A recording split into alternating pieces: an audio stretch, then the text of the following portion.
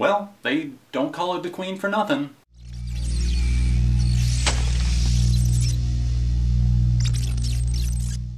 What's up everyone, John from ARTV. It's time for a review of the third studio album by British singer Adele. Worldwide success. The new album is called 25 and it's finally here after 4 years. It's called 25. She's 27 now, but she always titles her albums, at least as of now. Up to this point she has 19, 21, 25, whenever she started the record, whenever she got into the mindset of writing songs. Now 25 was actually scrapped a couple of times. It probably would have been titled 23 or even 24, but she feared that she had lost the ability to write good songs whenever she started the sessions for this record. But I'm happy to say that things took a turn somewhere in Adele's mind. The people that she collaborated with, huge names on this record, like Danger Mouse, that I was really excited about because whenever he gets his hands on a project, I seem to really get into it because he's produced some of my favorite songs and albums of the 2010s decade. Ryan Tedder, of course Greg Kurstin once again, a lot of great names coming together, and even the likes of Max Martin, who's produced,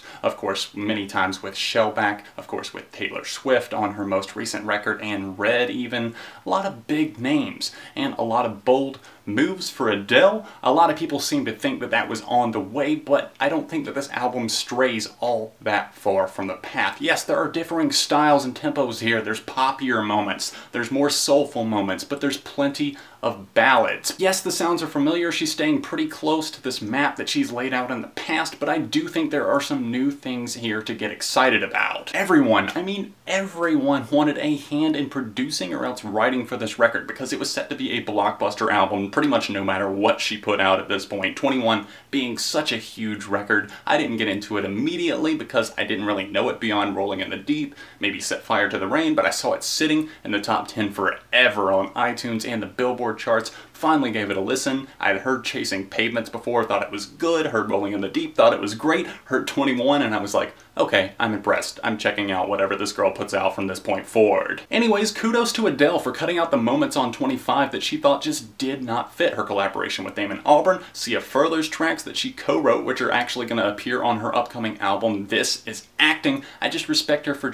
not just putting a bunch of stuff on there just because there was big names. You may remember I was singing the praises of Danger Mouse, aka Brian Burton, at the start of this review, and I have loved a ton of his stuff, and I'm loving the track where he shows off his skills on this record, which is Riverly. It refers to a river in the UK. Apparently Adele grew up in this area, and I thought it was a really interesting tune. She's singing about some of the ways she sees things in life, and it's just a roaring tune that can easily boast for being one of the most adventurous cuts on this record. Her voice really stands out on this track, adding in a sneaking guitar line, creaking organs, and a gospel-styled hook to really help it stand out even more from its peers. No, I'm not cutting down the other tracks on this record. There's a few like Riverly that really just jumped out of the lineup, but I really can't discredit any of the songs on 25. I felt extremely satisfied every single time I played this record from start to finish, and it's a good feeling because I haven't felt that in a while. It's not that the musicality is just so bold and audacious that I have to applaud it, it's the fact that Adele's voice feels even more versatile than ever, with almost every single instrumental pairing up perfectly and playing to her strengths and helping her craft these incredible songs without doing anything all that new, really. The first song that really just knocked my damn socks off was When We Were Young, and that was on my first listen too. What a beautiful song this is. I can't even begin to describe the connection that I already kind of feel to this song. It's sentimental, it's sad, but most importantly, it just feels so real. Adele was interviewed about this track, which is rightfully so gonna be the second single from 25, and she said that it's kind of about meeting up with friends and acquaintances a long time down the road. She's thinking way into the future here. She speaks of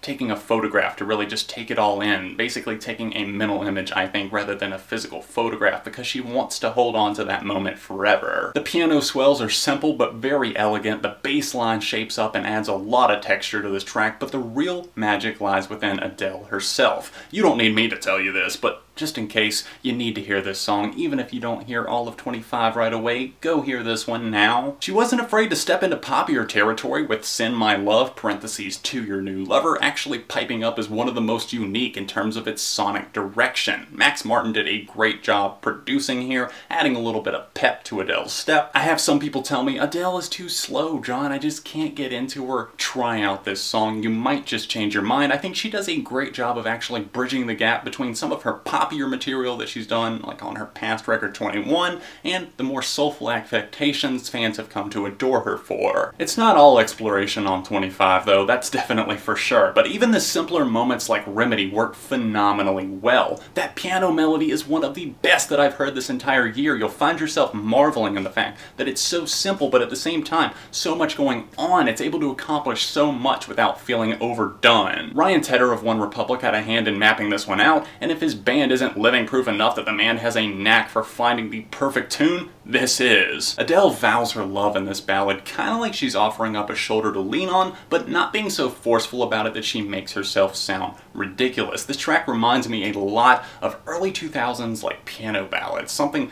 that I really enjoy, but this one has even that much more heart, which can only be a good thing. We do get a bit bogged down with piano ballads and a few other tracks here and there that just feel like Adele on cruise control, with Love in the Dark and I Miss You just being completely serviceable Adele in my opinion. I'm a bit mixed on All I Ask, which is definitely growing on me. It just kind of feels like a vintage pop jam, but it lacks a certain inertia. Back to the good stuff though, because I know that's what you came for. I can't fail to mention the dark western vibe that I'm picking up from the guitar-centric Million years ago, and Hello, the lead single from 25. Let's start with Million first, which is ironically about what Hello sold in its first week.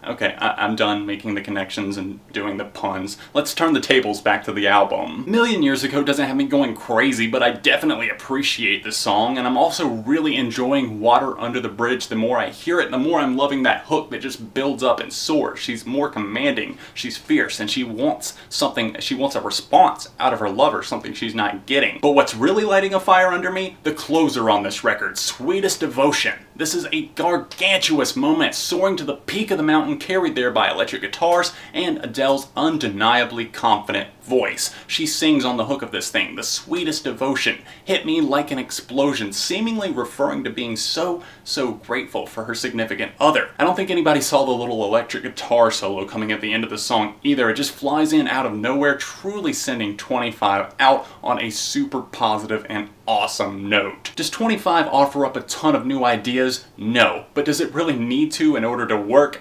Absolutely not. 25 still manages to build on what she's done in the past successfully and push the envelope forward. I'm really enjoying 25. There's a couple of tracks that I might skip over in the future, but for the most part, I highly recommend picking up this record. For me, 25 is a 4.5 out of 5. I'm really surprised at how much I'm getting into this record, but at the same time, I'm grateful for that connection. I love loving records that I don't necessarily expect to love. Let me know what you guys are thinking about 25 in the comment section down below. First impressions, have you given it a bunch of plays? Are you getting around to it? Or are you going to wait for it to end up on Spotify and Apple Music eventually? I'd suggest buying it. I'm going to go buy my copy, that's for sure. A lot of people bought 21. I think, you know, a couple million, 10 million, something like that. I don't know. Went diamond, maybe, in the US. Of course, hit that like button on this video to let me know that you enjoyed the review. Subscribe to the channel, because friends don't let friends go unsubscribed. Other than that, I'll see you very soon right here on ARTV. A lot of year-end countdowns on the way.